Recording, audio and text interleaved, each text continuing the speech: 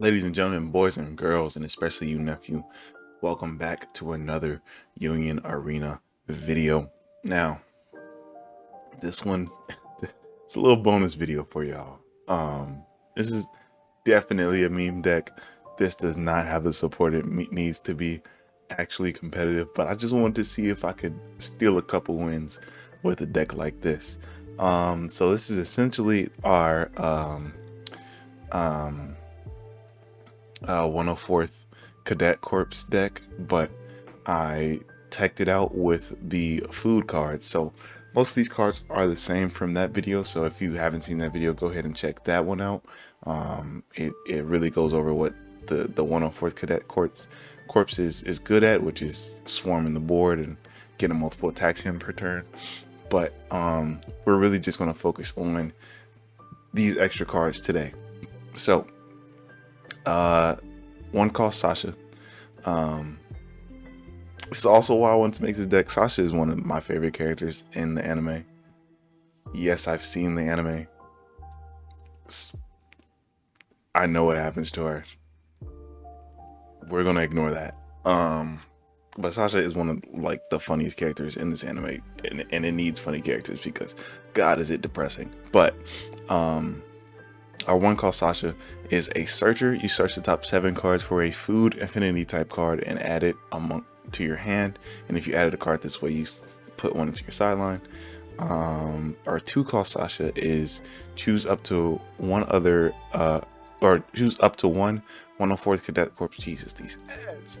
104th Cadet Corps affinity cards in your field, and it gains 1000 BP until the end of turn. And if you have used a food affinity card, switch this character to active. And finally, the 3 called Sasha is if you have used a food affinity card this turn, this character gains 500 BP and impact 1.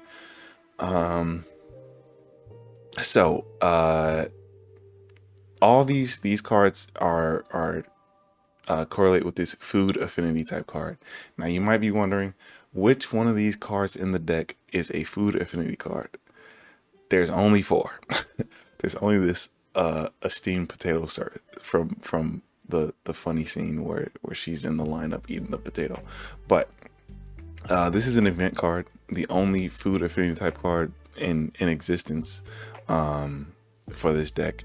But the effect is place up to 3 cards from your hand to the bottom of the deck in any order, draw a number of cards equal to the number of cards you place at the bottom of the deck, and choose one of your AP cards and switch to active. Okay. So when playing this card, I was forgetting to switch the AP cards to active. I know. Another new deck, another play mistake. Y'all should just be used to it at this point. But everything else is essentially that same package of cheating out a 3 or less 104th Cadet Corps and getting the extra swing in. I'm splitting my specials between the removal event and the board flooding event. Once again, but the main focus was this food engine. So obviously there's only one name that this deck could be called, and that's food for all you MF Doom fans, if you ever watch this video. Rest in peace to the villain. But let's hop into the games. So this is our first game, and like I said, this is not a competitive deck at all. This is more for the meme, seeing if I can make it work, and steal some wins with the GOAT, Sasha Bros.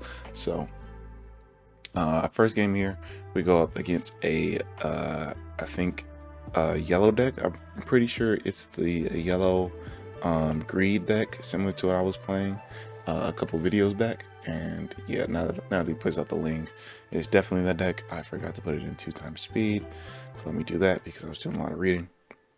But they play 0 cost Ling to the energy line, and in return, I'm going second, so I get to play out my 0 cost Aaron into a Sasha search, which I searched top 7, absolutely whiff. Bottom deck, a lot of characters there, but it's fine because I have another one in hand. Also have 2 of my 3 cost Sashas in hand for the impact swings. Now there is there is sorry, get another search off here. There is some sort of a actual game plan here. It isn't just, you know, memeing out with the food cards. I unfortunately hit a sideline trigger, but it's not too bad to just get it triggered on a little searcher body. And I am keeping the pressure on, trying to get the life lead early with this deck, because that is where I get the most mileage running the ODM type, or the ODM build of the red Attack on Titan set. I'm forgetting the name, the 104th Cadets Corps.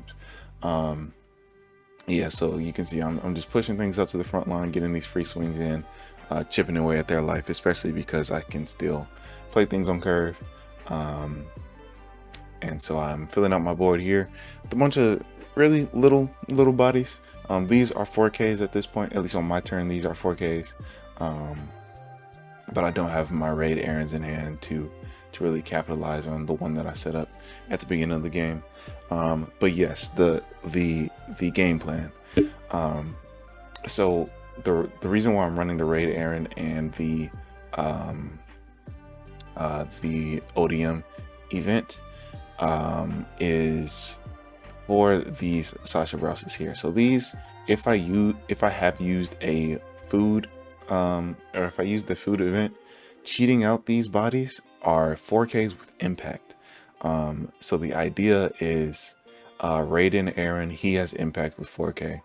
I can attack with one of my lower bodies, and these are force blocks, by the way, so I have to essentially get rid of my own board here. So he clears my board, but I'm still just gonna push up some things one at a time while refilling what I have on board. I kind of wish I AP drew here. If I was looking at my hand a little bit better, I probably would have. But I play these Sashas out just in case I draw into a food event, and that way they'll be active for the next turn.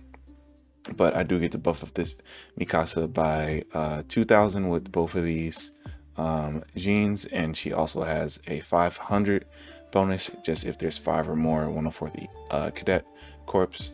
So she gets buffed 250 or 2,500. I don't know, I said 250.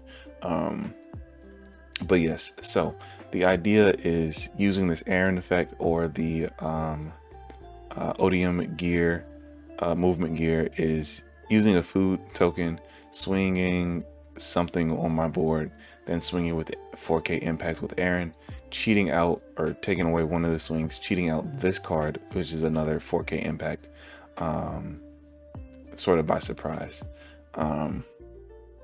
So my opponent thinks he's at 4K here because he's miscounting his energy. She has to be active for them to generate 2. They're currently at 6, and he needs to be at 7 generated energy to swing for 4K. So just talking that out with him, and so I just block it, and then I'm pretty sure I just take these 2 because I have such a big life lead. I draw into my raid Aaron, so that's pretty good for me, and then I get another draw trigger and I draw into my food token. So it kind of sucks that I played both of my Sashas here. I wish I had one in hand to do like the surprise thing that I was talking about, but then again, they do have 2 5Ks on the board, so it is very much easy to block a 4K with impact for them.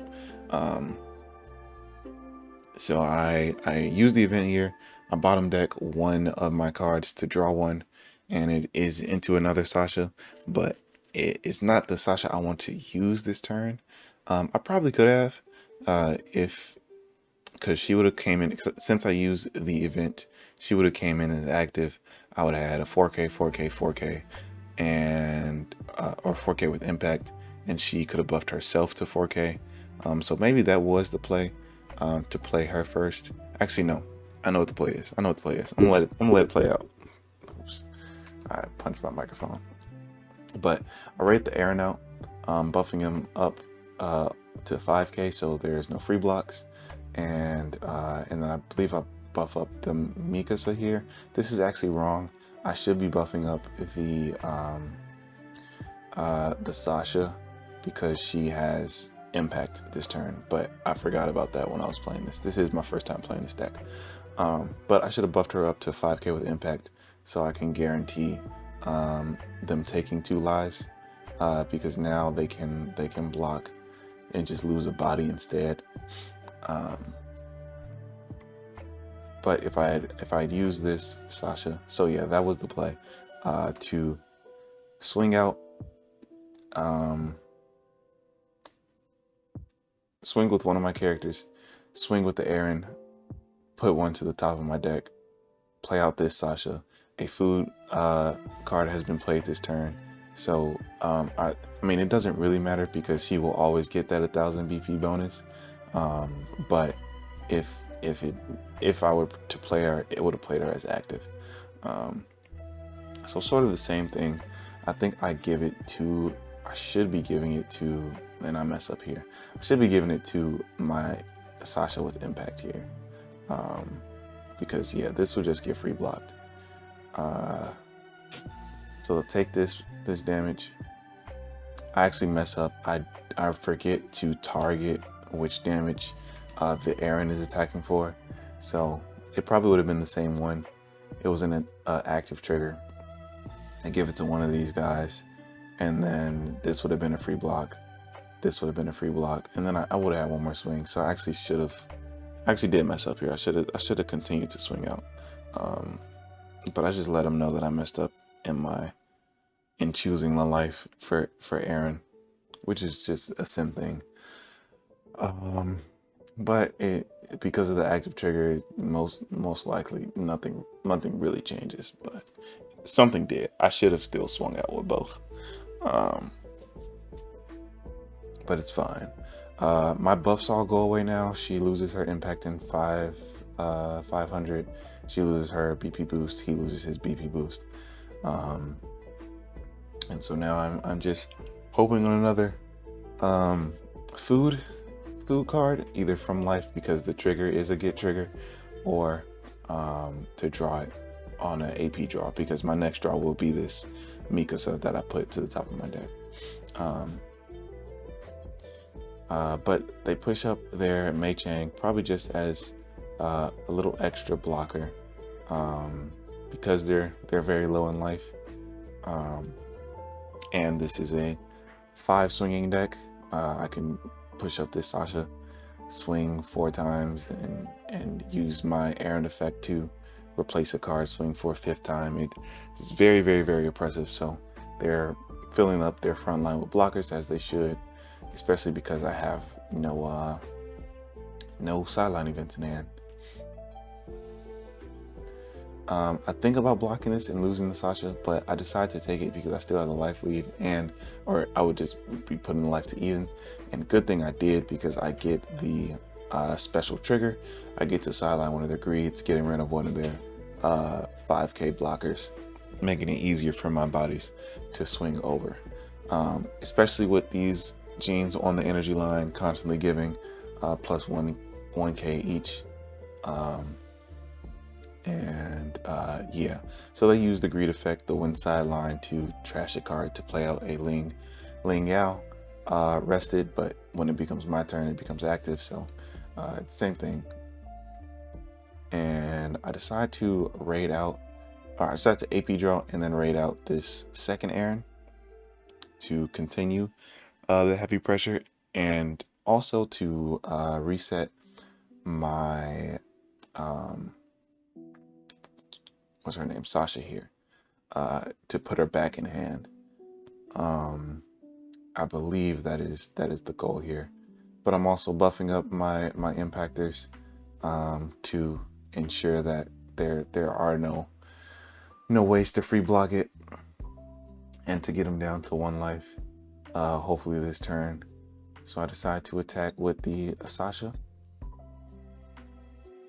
They block with the Ling for free. I attack with the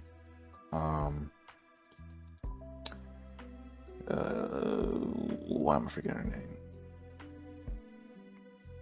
Mikasa this turn, and play out the Mikasa that I had from hand to the front line with my Aaron's effect, remembering to actually select a life this time.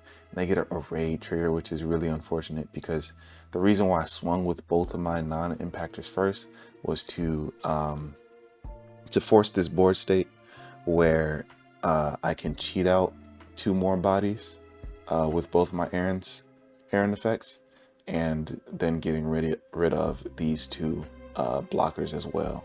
Otherwise, I just win the game because this would have impact, and I can just swing into it.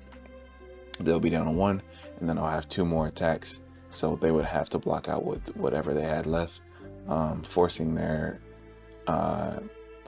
to push up cards from their energy line, which this deck really needs to really strive. Like, he will only be a 3k because they won't have 7 energy on the line, especially because they pushed up their triple energy generator to the front line. This is also a double energy generator, so losing both of these is really, really bad for this deck. But they trigger out this greed, so it doesn't stop the impact from going through. But I do decide to leave this Mikasa on the board, so I can have a full board for the crackback, so I can survive. Because if I were to put this to the top of my deck, I would have to play out one of these cards, and they would go back to my hand at the end of my attack phase. So I just decide to leave this active, not swing with it because it just would have been free blocked, but to discard a card with her effect to leave her on the front line. So now they have to use an ability. They actually have a crazy turn this time. They have to use, wait, what happened here? Why did they sidelined their Mei Chang? For what reason? But they're making space. Okay, I think they were making space on the board. I don't know why they rested all their AP though. Yeah, I don't know what that was about. Maybe that's a sim thing. But yeah, they played 2 AP or final cards, AP restands, a sideline event, a raid, and then I believe another AP restand into another raid for their Elric. So this got very, very spicy very fast. So I'm very glad I left a full board so I can fully block out if I needed to. This greed would be a free block, of course, but the other 3 would be very, very dangerous. Now they decide to use the search effect here. I don't really know why. I think at this stage of the game, impact would have been much better, because it would have forced me to take in a life instead of being able to sacrifice a body. But luckily enough, I get an active trigger on my first one, so I get to block 1 and then take the second, and then push for game in the next turn. So here, oh yeah, here the game is just over because Aaron has impact built in, and I have my 2 genes on the board to just give it plus 2k with impact. So I just go straight to the attack phase, swing 6k with impact, which cannot be blocked by anything on their board, at least for free. And then it was a sideline event, and I end up winning my first game here. Outside of that play, I could have pushed up these cards to the front line, and then once again just swung 5 times if I needed to, because I could have swung once with a character, would have been blocked, swung once with the Aaron replacing the character I swung with to life, so it would have been 2 attacks, and then with the remainder of my board, that would have been 3 more attacks that I could have swung with. So even if he didn't have impact, all of their blockers would have been used, and I would have still gotten to their last card.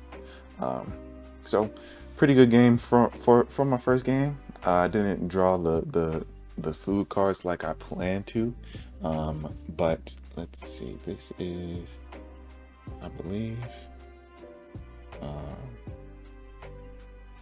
Okay, this all seems to be one game. I know I did a mulligan mistake in one of these. This is actually a pretty good curve. I have the Armin into a search into the genes. And gene is also very important for getting my lower cost characters to a dangerous amount of BP. So it's pretty good that I have 2 in hand already and a curve into him. Plus I have both of my special cards in hand. So I have my board flood special card and the sideline event special card if I need it. I wish I can automatically have everything playing into XP because I keep forgetting. But I play the Arm into field, draw 1, trash 1, and then do my 7-card search for a food card. I whiff, bottom deck everything. Always sucks when you're searching 7 cards deep and you still don't find what you need. But that's part of the deck, I guess. It's my fault for playing this meme anyways.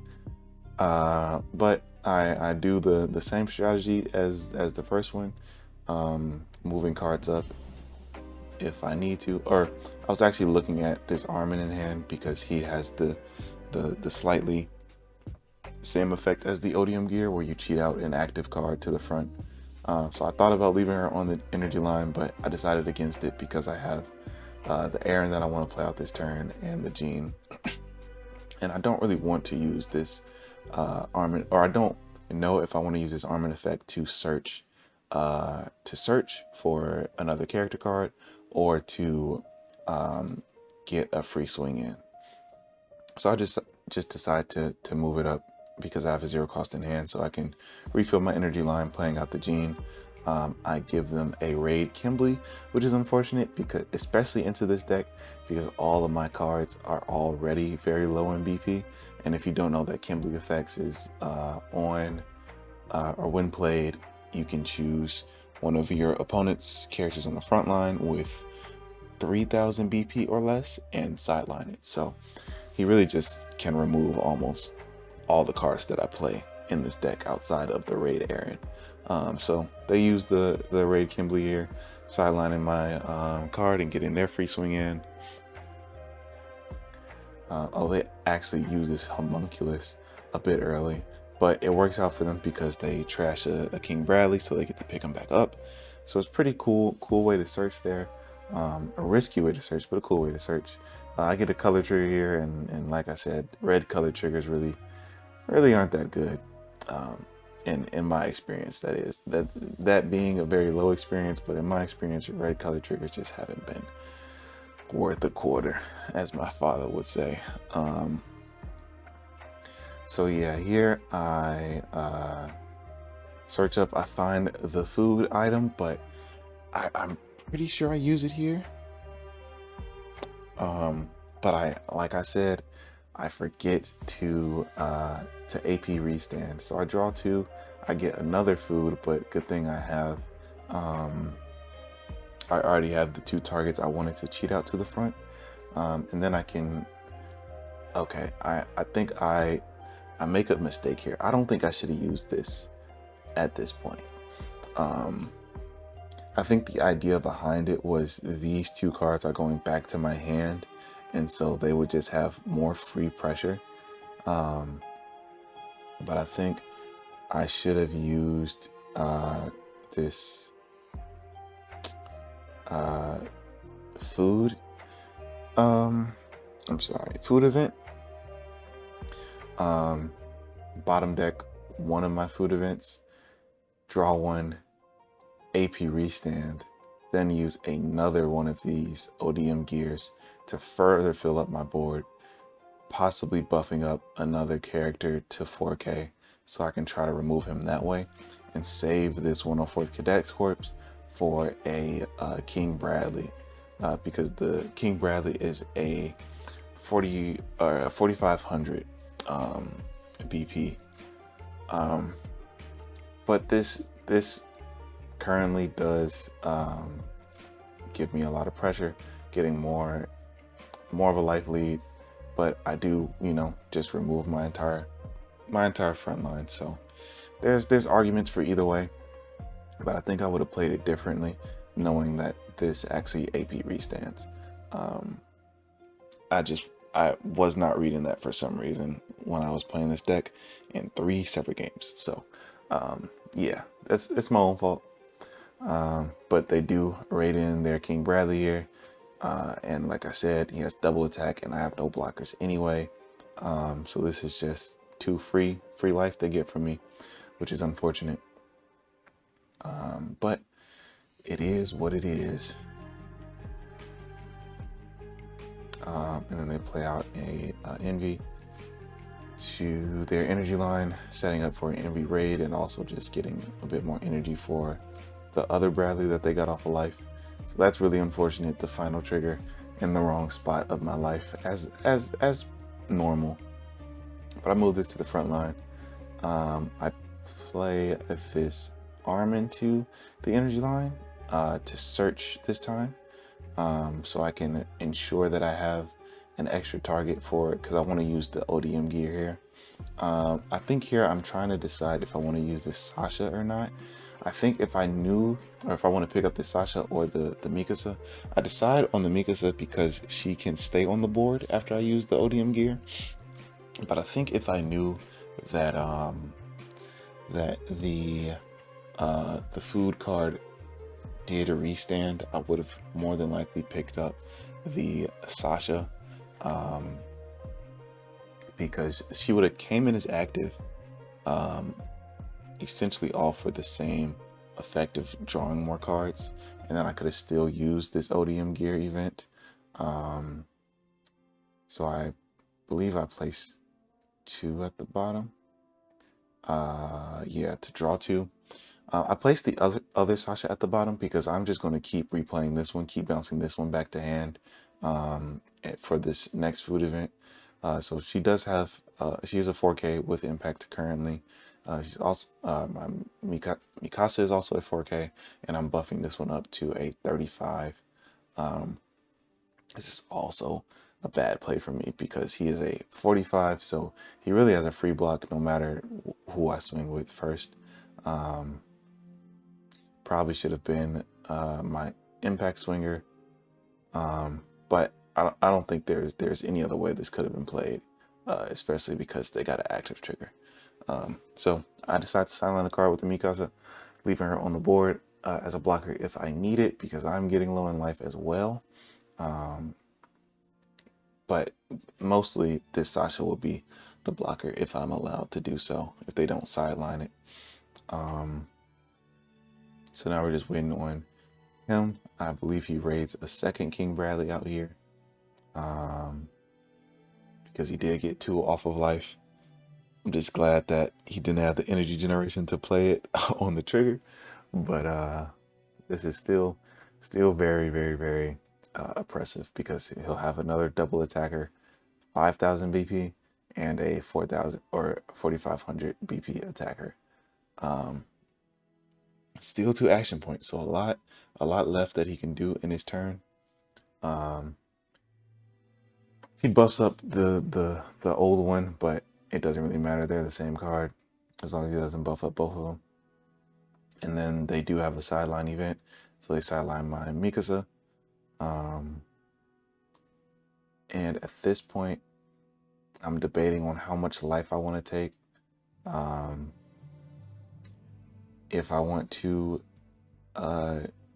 take 3 life and try to push for game next turn because I have the Aaron in hand, but they had a raid Kimberly, so I'm pretty sure this is just a game. It all depends on the triggers here. The only thing that can really save me, let me say this, the only thing that can really save me is a final trigger or a raid Aaron trigger that I can push to the front line and really be sacrificed, unfortunately, but it will keep me in the game. Outside of that, I have no characters on the front line, so there's no active trigger that can save me. A special trigger would save me to sideline one of their attackers, but I get the wrong event in life. I get a get trigger, And then the final trigger, also out of order. And then they attack and I lose the game. So GG's to my opponent here. I didn't really find my engine at the time that I wanted to. But like I said, it's not a competitive deck. It's a fun deck. It's a fun deck. So last game we have for today is against a yellow Gojo deck. More specifically, sorry, I dropped my cards here. More specifically, a hidden inventory deck, which was a cool thing to see. I know the last yellow GJK deck we went up against was a Norbara deck, but this seemed to be completely different and a lot more oppressive, which you will see soon. So I get the double Armins here to draw a card and trash a card. I sideline one of my errands because I have one in hand already, and then I just play out both of them because I have no other play currently. And then I sideline one of the Sashas because, like I said, I have one in hand, and normally I'm just going to keep bouncing that from my front line to my hand, especially when I have a food card already in hand. So, waiting on my opponent here. This deck does do a lot of searching, searching for Gojos, Gatos, and I'm forgetting the lady's name. They'll play her soon. And these events, these curse techniques, are crazy good. But we'll get there when we get there. So it's my turn again. I leave everything on the energy line, and this time I play this effect to play this Sasha to the front line, set it as active, and I play this Sasha because I am worried about special triggers. If they do special trigger, they'll KO it before it has the ability to return to hand. So that's why I don't play my 3 cost here, and they had nothing on the front line anyway, so it's not like she could have been blocked. But they start playing out these Gojos, which is you know, you never wanna go up against a Gojo. Axe Lava Head, dude. But I do get to play out my Aaron Raid and I have a Mikasa in hand. So I'm adding my impact here. So I should be using the food card here, bottom decking one of my cards.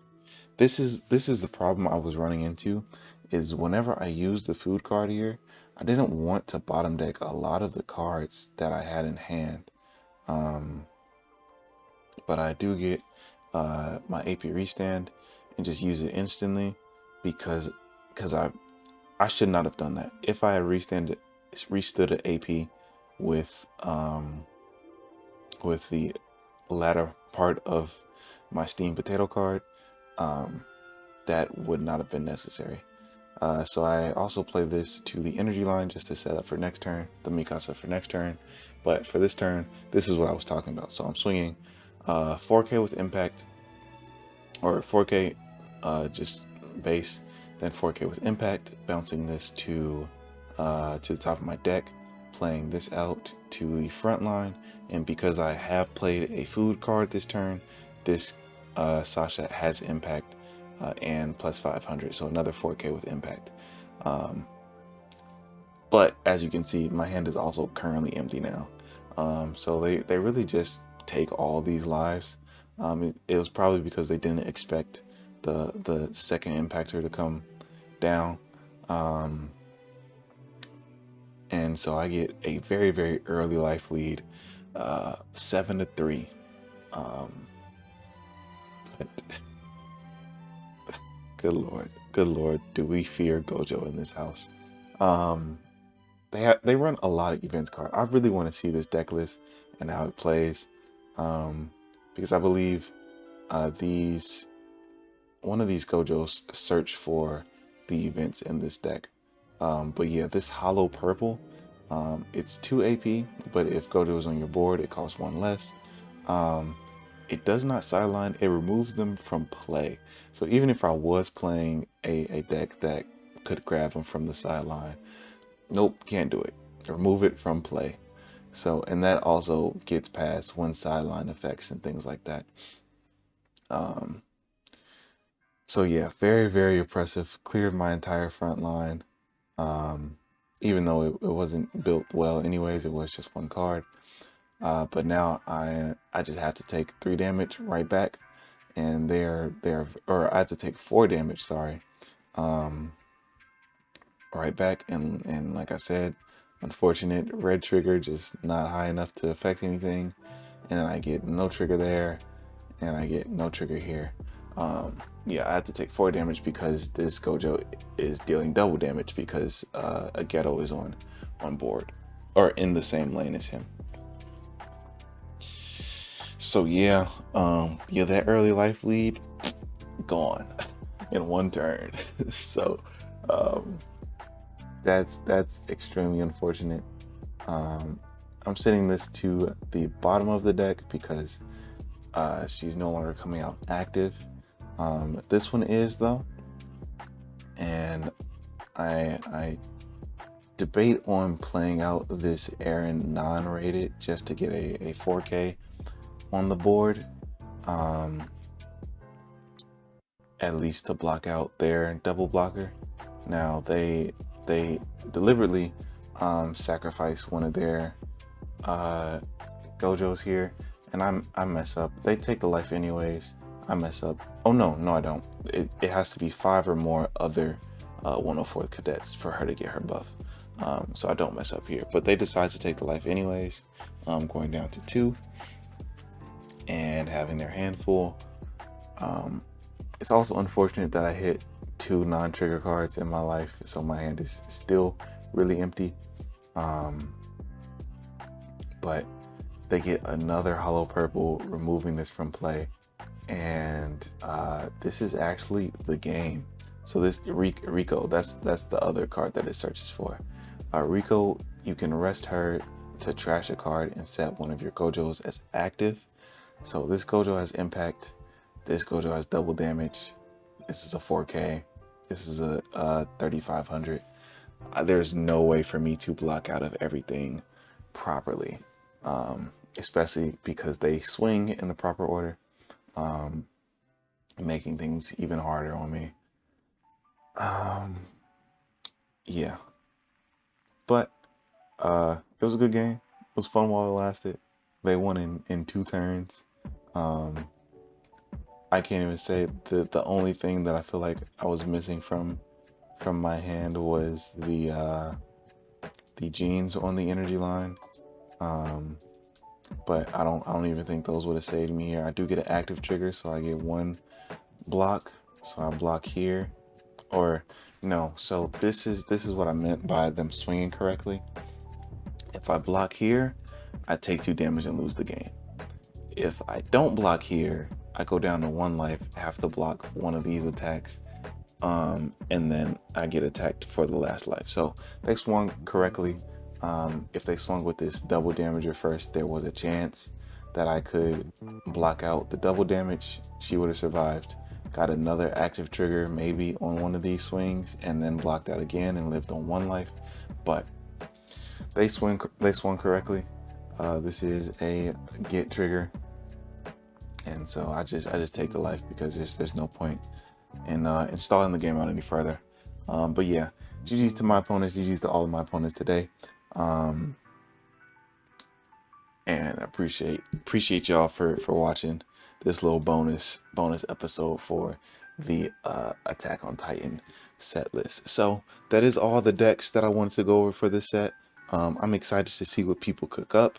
I'm excited to return to it when the set fully releases, and test out some decks that other people have built, because like I said, these aren't like final perfect 50s. These are just me testing around, seeing what the cards do, and sort of making decks of my own. But I appreciate you all for watching this Attack on Titan week of content. We will be back to Full Metal Alchemist after this card is out, more than likely playing the Homunculus deck. So if you want to see that, subscribe and turn on notifications so you know when I upload. And after that, after Full Metal Alchemist, it will more than likely be JJK. So we got a lot of Union Arena content coming your way.